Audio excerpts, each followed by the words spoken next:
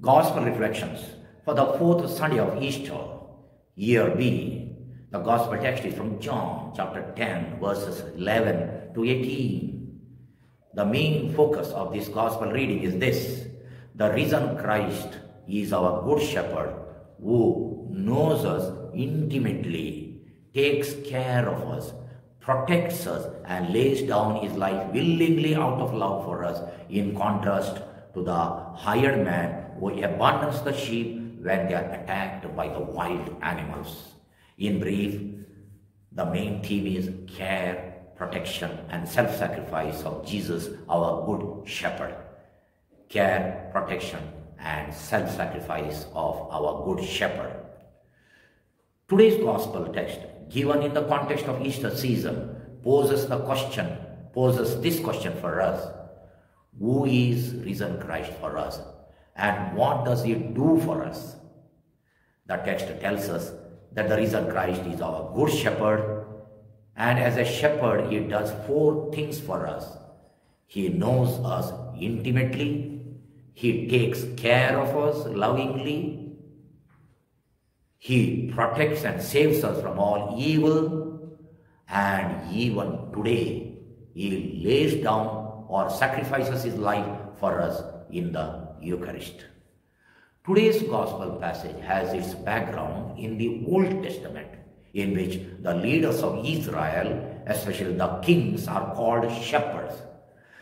Prophets Jeremiah and Ezekiel condemned the wicked kings of Israel as false shepherds. Jeremiah 23, 1-2, Ezekiel 34, 1-10.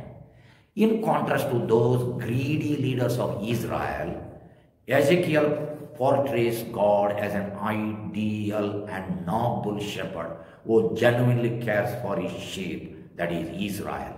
Ezekiel 34, 11-16. Through Jeremiah, God promises to give them shepherds after his own heart, Jeremiah 3:15. And through Ezekiel, God announces that one day he himself will be the shepherd of his sheep, Ezekiel 34 verse 15. In today's gospel text, Jesus claims that Ezekiel's prophecy is fulfilled through his ministry. Therefore, he claims to be not just any shepherd, but our good shepherd, meaning true, ideal, noble, or model shepherd. Jesus is our good shepherd, means he is our true, ideal, noble, and model shepherd. Jesus likens his role to that of a model shepherd who takes care of his sheep, who defends the sheep, who protects the sheep, who guards them against any possible attack from wolves. John 10 verse 12. This image of wolves or wild animals most probably refers to the false teachers and misguiding leaders in Jewish society, probably the scribes and the Pharisees, or in the early church, misleading leaders. Their misleading role is likened to that of a hired hand in John 10 verses 12-13, who works only for selfish motives, that is, only for money or wages, while the shepherd does it out of love and commitment. He has neither concern, the hired hand has neither concern for the welfare of the sheep, nor a sense of responsibility, because he neither owns the sheep nor cares for them, according to John 10 verses 12-13. When the wolf comes to attack the sheep, unwilling to risk his life, the hired hand leaves the sheep and simply runs away to save his own life, allowing the sheep to be snatched and eaten by the wolf. Chapter 10 verse 12. As our good shepherd, the risen Christ protects us from so many wolves or wild animals, such as evil, sin, worldly, or ungodly ways. Jesus proves to be a good shepherd because, unlike the hireling, he lovingly, willingly, and voluntarily sacrifices his life in order to save or in defense of his sheep. Chapter 10 verses 15 and 18. There is no dearth of false shepherd or hired laborers around us even today. They are autocratic leaders, misguides, bad companions, fake gurus and godmen, dishonest and corrupt politicians and leaders.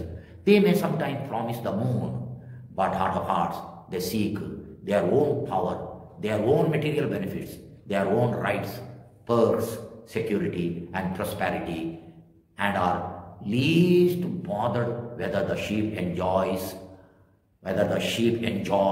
anything of that sort. Anything of this sort, whether the sheep enjoys, they are least bothered about it. They are least concerned when the sheep go astray, get lost, or become victims of wild animals. They are least interested to protect the rights and dignity of the weaker and tender sheep. Their motto is to make a fortune for the rest of life while in power. Their motto is to make a fortune for the rest of their life while they are in power. Besides, as the sheep of Christ, we are constantly in danger of falling a prey to bad companions, misleading guides, evil influence of mass media, false teachers, and unbecoming or misguiding leaders. We are also in danger of corrupt practices, addictions, marital unfaithfulness, and betrayal in priestly and religious life.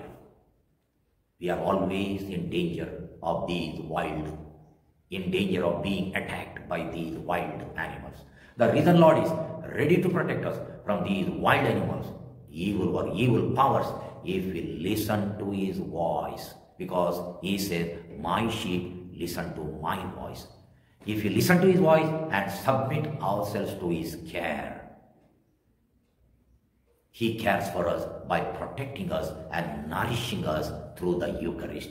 He sacrifices his own body and blood to come to us as our spiritual nourishment in the Eucharist. If we take the metaphor of a shepherd in a broad sense, all persons who hold any position of leading, guiding, directing other people under their care are like shepherds. Though officially the church applies this metaphor only to the Holy Father, bishops and priests, but broadly speaking, so many other shepherds are there. Hence, all heads of families, that is parents, and leaders of civil society, of religious congregations, and of the church need to examine themselves whether they are good shepherds after God's own heart or false shepherds, bad shepherds like hired hands. Whether they consider their position merely as a job to be done or a divinely ordained call to serve their people, to serve their community and society, to serve their religion, their religious congregation and the church. And whether they sacrifice their self-interest for those whom they serve. When the wolves attack the sheep by spoiling their character, destroying values, doing injustice and stealing human dignity, do they simply run away, leaving the sheep, or protect the sheep from the clutches of those attackers? Today's good shepherd could be a father in the family who spends quality time with his children to guide and direct them. Today's good shepherd could be a mother who pays more attention to a disobedient and mischievous child or rebellious child. Today's good shepherd could be a teacher who teaches not only lessons but moral values and character to students. Today's good shepherd could be a teacher who gives attention to dull students. A student who visits his or her sick classmate, though not a friend, not a close friend. A good shepherd could be a parish council member who visits another member who absents from meetings. A good shepherd could be a friend who saves his or her friend from wrongdoing. from immoral practices. Therefore, let us ask ourselves whether we are a good shepherd or a bad shepherd, and what is our shepherding role in our own situation today. A prayer. O good shepherd, remain with me as my ideal shepherd and motivate me to be a true shepherd after your own heart. With you as my shepherd, I shall not want anything. Amen.